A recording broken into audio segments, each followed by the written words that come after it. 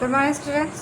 चलिए स्टार्ट करते हैं। आज हम लोग अगला टॉपिक अपना, आई होप आप लोग को पीछे का सब समझ में आ गया हो, मिसिंग वैल्यू हो, और आप लोग का होमवर्क हम चेक करेंगे। आप लोग जल्दी से करके भेजिए भी। चलिए आज हमारा है topic arithmetic mean in special case. Metric mean in special cases, यानी कि हम कुछ स्पेशल केस में क्या करेंगे, अर्थमेटिक मीन को आज पढ़ेंगे। तो देखिए क्या क्या कंडीशन होती है मीन इन स्पेशल केस में। पहला आपका आएगा cumulative frequency distribution. Cumulative frequency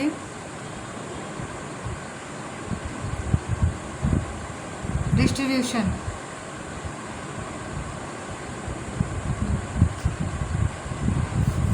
cumulative frequency यानी संचयी बारंबारता जिसको हम कहते हैं, इसका सवाल जो रहेगा वो रहेगा आपका लेस देन मोर देन, यानी कि गिवन रहेगा आपका less than or more than. इसमें आपकी क्यूमुलेटिव फ्रीक्वेंसी दी रहेगी संचयी बारंबारता, और आपको फ्रीक्वेंसी में चेंज करना पड़ेगा। सेकेंड है आपका मिड वैल्यू गिवन, मतलब दूसरी कंडीशन आती है जब आपका मिड वैल्यू गिवन रहे और गिवन।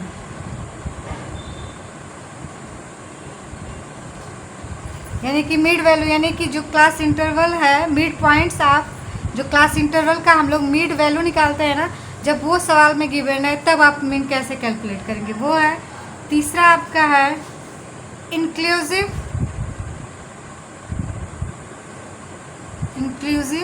Class intervals.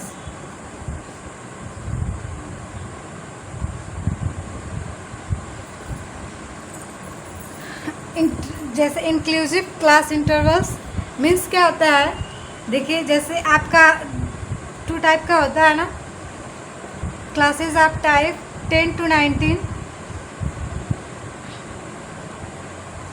फिर 20 to 29। ये आपका क्या होता है, ये इंक्लूसिव होता है ये। और मैक्सिमम आप लोगों ने क्या पढ़ा था, 4th होगा आपका। अब तक हमने जितना क्लास इंटरवल पढ़ाया उसमें आपको एक्सक्लूसिव पढ़ाया, जैसे 10 to 20, 20 to 30। इंक्लूसिव में क्या होता है कि जो आपकी अपर लिमिट होती है वो दूसरे क्लास इंटरवल की लोअर लिमिट नहीं होती है, तो ये इंक्लूसिव है। आगे इसको हम बताएंगे कि इसको मीन में तो वैसे नहीं उतना चेंज करना है, लेकिन मीडियन और मोड जब हम लोग पढ़ेंगे तो हमेशा इंक्लूसिव श्रेणी क्लास इंटरवल को एक्सक्लूसिव में चेंज करना पड़ता है। तो जब वो आएगा तो हम आपको सिखाएंगे। अभी कंडीशन देख लीजिए क्या क्या है। फिर आपका 4th है open end series. Open end series, open end series इसमें होगा लोअर लिमिट, जैसे हो सकता है लोअर लिमिट ना दी रहे और लास्ट की अपर लिमिट ना दी रहे, तो उसको हम कैसे कैलकुलेट करेंगे इसमें सीखेंगे हम लोग। फिर 5th है unequal class intervals. Unequal class intervals,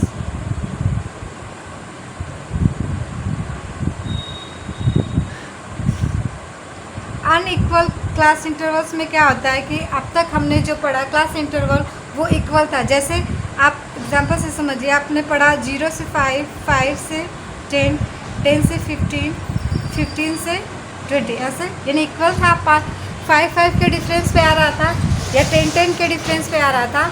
लेकिन अब जो होगा इसमें हम लोग पढ़ेंगे अनइक्वल, जैसे हो सकता है 0 to 5, 5 to 10, फिर 10 to 20, 20 to 25, 25 to 35, ऐसे। यानी अनइक्वल जब क्लास इंटरवल दिया रहता है तब हम कैसे पढ़ेंगे। तो ये हमारी 5 कंडीशन है, और हम लोग बारी बारी से इन स्पेशल केस में हम आप लोग को बताएंगे कैसे कैलकुलेट करेंगे हम लोग मीन। तो पहले चलिए पहला जो है उसको हम देखते हैं। सबसे पहले आता है हमारा क्यूमुलेटिव सीरीज। क्यूमुलेटिव सीरीज, जिसको हमेशा वो दिखाएगा less than or more then,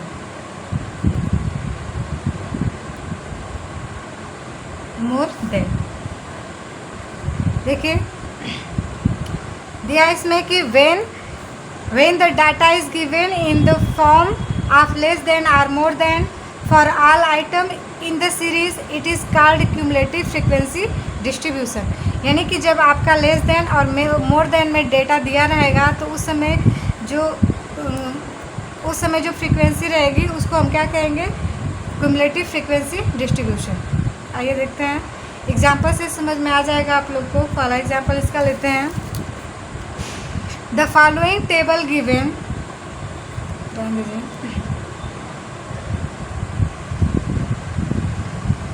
following table gives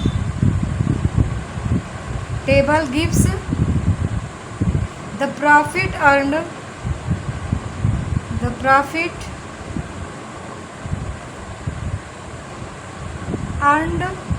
by various companies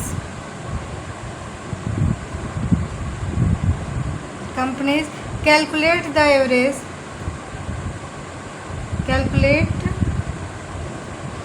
average profit earned।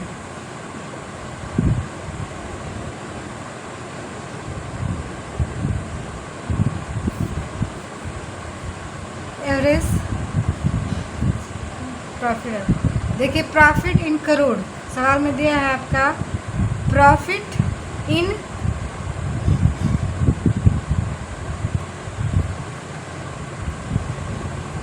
Crore, मैंने करोड़ों में इसका प्रॉफिट दिया है। सवाल में फिर दिया है नंबर ऑफ कंपनीज, यानी नंबर ऑफ कंपनीज, यानी कि ये नंबर ऑफ कंपनीज है और उनके प्रॉफिट दिया है करोड़ों में। तो देखिए दिया है लेस देन 20, लेस देन 20, यानी कि 20 करोड़ जो होता है, 20 करोड़ से कम प्रॉफिट कमाने वाली कंपनियां कितनी हैं, 5 है। लेस देन 30 कितनी कंपनियां आपकी, 22। लेस देन 40 कितनी है, 48। लेस देन 50 कितने हैं आपके, 60। नंबर ऑफ कंपनियाँ कितनी है, 60। लेस देन 60 आपका 83 और लेस देन 70 है 100। एक चीज़ हमेशा याद रखिएगा आप लोग कि जब इस टाइप का यानी लेस देन और मोर देन जब आएगा आपके न्यूमेरिकल में, तो जो फ्रीक्वेंसी यानी नंबर ऑफ कंपनी दिया है वो फ्रीक्वेंसी हमेशा क्यूमुलेटिव रहेगी, यानी संचयी बारंबारता है, और उसको हमको चेंज करना पड़ेगा फ्रीक्वेंसी में, यानी नॉर्मल फ्रीक्वेंसी में। तो उसको करने का तरीका क्या होता है, इसको देखते हैं। चलिए सॉल्यूशन निकालते हैं, इसका सॉल्व करेंगे। तो सबसे पहले यहीं पे करते हैं।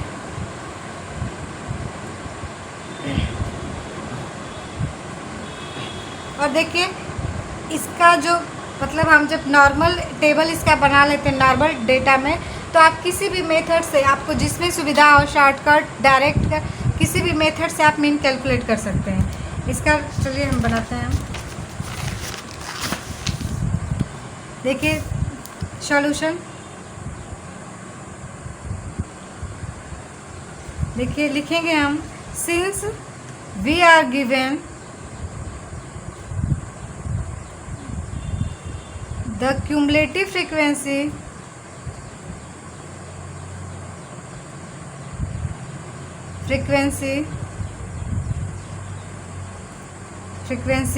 CIES frequencies लिखिए। we first find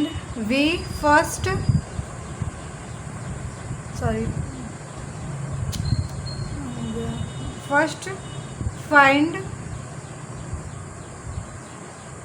the simple frequency, the simple frequencies. ठीक है, अब हम लोग फिर से अपना टेबल तैयार करेंगे। पहला कॉलम है हमारा, दिख रहा है आप लोग को, हाँ, प्रॉफिट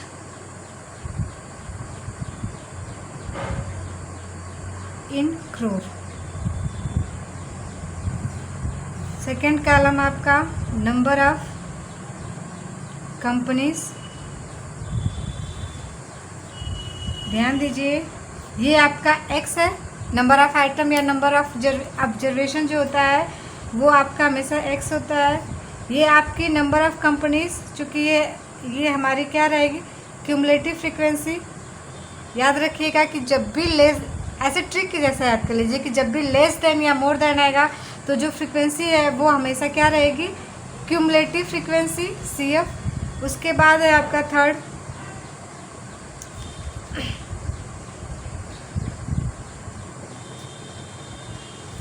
और जो क्यूमुलेटिव फ्रीक्वेंसी हम लोग पहले सबसे इसको सिंपल फ्रीक्वेंसी में क्या करेंगे, कैलकुलेट कर लेंगे। यानी कि सिंपल फ्रीक्वेंसी चाहिए ना प्रॉब्लम सॉल्व करने के लिए। तो देखिए हमारा क्या है, लेस देन 20। अब हम देखेंगे कि न्यूमेरिकल में क्या दिया है कि लेस देन 20, यानी कि फिर लेस देन 30। ध्यान दीजिए कि दोनों में कितने का अंतर आ रहा है, 10 का अंतर। जो अंतर आता है उसी को हम क्या कर देंगे, लेस कर देंगे। यानी कि 10 का जब अंतर आ रहा है तो लेस देन 20, तो 20 में से 10 घटाएंगे तो हमारी लोअर लिमिट क्या होगी, पता चल जाएगी, यानी 10 to 20। फिर 30 है, लेस देन 30, यानी 30 से कम क्या है, तो 30 से में से हम लेस कर देंगे तो क्या आएगा आपका 20 to 30, क्योंकि 10 का रेंज इसमें दिया है, 10 का क्या है, अंतर है। तो हमारा ये हो गया 30 to 40, 40 to 50, 50 to 60 और 60 to 70। सबकी लोअर लिमिट पता चल गई। लोअर लिमिट कैसे जानेंगे, जितने का रेंज रहेगा अपर लिमिट में से हम उसको क्या करेंगे, माइनस कर देंगे, तो हमको मिल जाएगी उसकी लोअर लिमिट। अब देखिए क्यूमुलेटिव फ्रीक्वेंसी जो गिवन है उसको कैसे कैलकुलेट करेंगे सिंपल फ्रीक्वेंसी में। तो आपका है 5 गिवन है, 22, 48, 60, 83, 100। होता क्या है कि हम क्यूमुलेटिव फ्रीक्वेंसी को सिंपल फ्रीक्वेंसी में चेंज करने के लिए जो आपका फ्रीक्वेंसी दिया है, यानी संचयी बारंबारता जो दिया उसको उसके ऊपर से माइनस करेंगे। तो यहाँ पे तो 0, यानी कि यहाँ पे 0 to 5, यानी कि फ्रीक्वेंसी हमारी कितनी आएगी, 5। फिर 22 माइनस इसके ऊपर वाले की फ्रीक्वेंसी माइनस करते हैं तो आपका आएगा 17। इसके बाद 48 है, 48 को माइनस करेंगे इसके ऊपर वाले की फ्रीक्वेंसी में 22, तो हमारा आ जाएगा 26।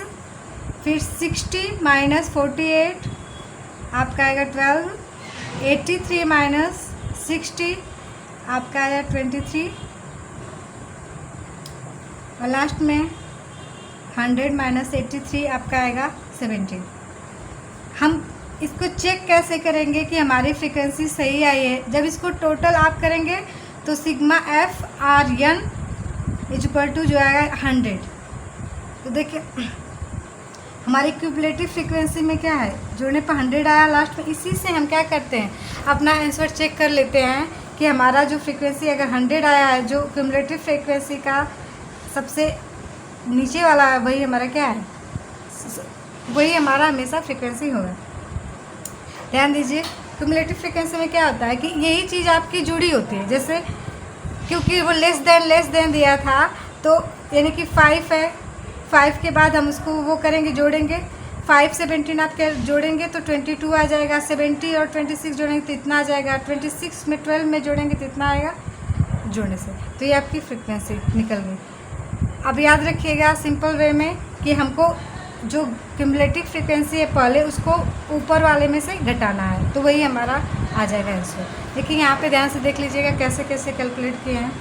अब देखिए ये तो आपके समझने के लिए दिया गया था, आप लोग जब सॉल्व करेंगे तो इसको अलग से करके रखेंगे और ये आपको क्या हुआ, मिल गया। तो ये आपको सिंपल सी कंटिन्यूअस सीरीज़ मिल गई। आप किसी भी, जैसे मीन अब तक आप लोगों ने कंटिन्यूअस सीरीज में कैसे कैलकुलेट किए, सेम वही वे अपनाएंगे और उसी फार्मूले पे अप्लाई करके आप कैलकुलेट कर देंगे। देखिए हम लोग करते हैं, सबसे पहले हम लोग क्या करेंगे, मिड वैल्यू इसकी निकालते हैं। क्या निकालते हैं, पहला स्टेप क्या होता है, मिड वैल्यू निकालेंगे। 10 और 20 मिड वैल्यू आप लोग को याद होगा, क्या फार्मूला था, L1 + L2/2, यानी 10 + 20/2 यानी 30/2 यानी 15 आएगा। मिड वैल्यू आपकी कितनी आ गई, 15। इसकी सेकेंड की 25, 35। देखिए बस स्पेशल केस में क्या करना है, आप लोग को क्यूमुलेटिव फ्रीक्वेंसी को फ्रीक्वेंसी में चेंज करना है और सेम वैसे ही कैलकुलेट करना है जैसे हमने कॉन्टीन्यूअस सीरीज़ में चेंज किया था, अब कैलकुलेट किया था। फिर 35 है, उसके बाद आपका आ गया 45, 55 और 65। ये हमारा नंबर ऑफ ऑब्जर्वेशन और यम मिल गया। मिड वैल्यू को यम से भी डिनोट करते हैं और एक्स से भी डिनोट करते हैं। अब देखिए आपकी फ्रीक्वेंसी मिल गई और यम, तो हम या तो डायरेक्ट कट करेंगे यानी डायरेक्ट मेथड अप्लाई करेंगे, तो fx सीधे सीधे इसमें गुणा करके सिग्मा fx/n कर दीजिए। कंटिन्यूअस सीरीज है तो हम इसको शॉर्टकट में भी करते हैं, चलिए शॉर्टकट में करते हैं। शॉर्टकट या स्टेप डिवीज़न में भी कर सकते हैं, आप लोग शॉर्टकट में भी कर लीजिएगा, डायरेक्ट में भी। और हम यहाँ पे आप लोग को स्टेप डिवीज़न करके दिखा रहे हैं कि स्टेप डिवीज़न कैसे करेंगे। ध्यान दीजिए, स्टेप डिवीज़न में क्या होता है, सबसे पहले हम लोग डी निकाल दें, मतलब एज्यूम्ड मीन मेथड इस पर हम अप्लाई कर रहे हैं। तो एज्यूम्ड मीन में हम क्या करेंगे, एक एज्यूम कर लेंगे, ये हमारा ए है, यानी 45 को हमने क्या कर लिया, एज्यूम कर लिया। उसके बाद हम क्या होता है, डी बराबर होता है आपका m - a। m - a shortcut method याद है ना, सेम वही प्रोसेस है, m - a। तो आप 15 - 45 करेंगे, सॉरी, तो आपका आएगा, आप माइनस करें, -30 -20 -10 0 +10 +20, ये आपका क्या मिला, डी। यहाँ तक तो शॉर्टकट मेथड में आप करते हैं, यानी कि एज्यूम्ड मीन मान लेते हैं नंबर ऑफ ऑब्जर्वेशन में से कोई, और उसके बाद सबका डिविएशन निकाल लेते हैं। अब देखिए यहाँ पे 30 दिया है, 20 दिया है, 10 दिया है, 10 और 20, तो कोई तो कॉमन फैक्टर है जिससे हम अगर मल्टीप्लाई कर दें, सॉरी डिवाइड कर दें, तो क्या होगा, हमको छोटा मिलेगा यानी शॉर्ट हो जाएगा। तो हम इसको स्टेप डिवीज़न के लिए क्या निकालेंगे, डी डैश। क्या निकालेंगे, ये तो डी है, डी डैश में क्या होगा, इसका फार्मूला ये भी हो सकता है m/a - c। c मतलब यहाँ होता है कॉमन फैक्टर, यानी यहाँ पे कॉमन फैक्टर हम c 10 मान लेते हैं, क्योंकि 10 से अगर हम डिवाइड करेंगे तो हमारा आएगा -3 -2 -1 0 +1 और +2। ये क्या होगा, कॉमन फैक्टर। स्टेप डिवीज़न क्या होता है कि जो हमारा न्यूमेरिकल है उसको सिंपल बनाने के लिए, अब देखिए अब 3 2 इसको जोड़ना घटाना कितना आसान है, तो इसीलिए कॉमन फैक्टर से हम क्या कर देते हैं, भाग दे देते हैं, तो शॉर्ट हो गया। अब फिर हम आगे करेंगे डी डैश एफ, या F into D dash, F into D dash. अब फ्रीक्वेंसी से हम इसका क्या कर देंगे, गुणा कर देंगे, यानी 5 × 3 कितना आएगा आपका, -15, 17 × 2 आपका आएगा 34, 26 1 ज़ा आपका 26 ही रहेगा, 0 से 0 हो जाएगा, यहाँ पे प्लस 23 × 1 करेंगे 23, 17 × 2 करेंगे तो 34। हम जोड़ेंगे यहाँ पे सिग्मा एफ डी डैश कितना आएगा, आप इसको जोड़िएगा, इसको दोनों में से घटाएंगे तो माइनस में मान आएगा -18। अब एवरेज प्रॉफिट निकालेंगे। देखिए सवाल में एवरेज प्रॉफिट दिया है, एवरेज प्रॉफिट मतलब क्या होता है, मीन ही। हम लोग अर्थमेटिक मीन को दूसरा नाम क्या देते हैं, एवरेज देते हैं, औसत। अब सवाल लिखेंगे हम यहाँ पे एवरेज प्रॉफिट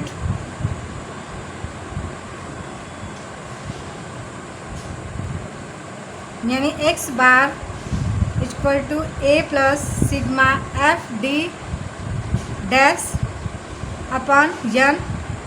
जब भी स्टेप डिवीजन होता है कि स्टेप बढ़ जाता है इंटू आई या इंटू सी, आई भी लिख सकते हैं और सी भी। सी का मतलब होता है कॉमन फैक्टर, यानी जिसका हमने क्या किया है, भाग दिया है। अब यहाँ पे लिखेंगे फार्मूले में लिखिए, ए क्या माने आप लोग 45 प्लस माइनस 18 अपॉन एन का वैल्यू कितना है आपका 100 इंटू सी आपका कितना है 10। आप इसको कैलकुलेट करेंगे टोटल का तो आपका आ जाएगा 43, क्योंकि ये माइनस है, 43 माइनस 2 करोड़।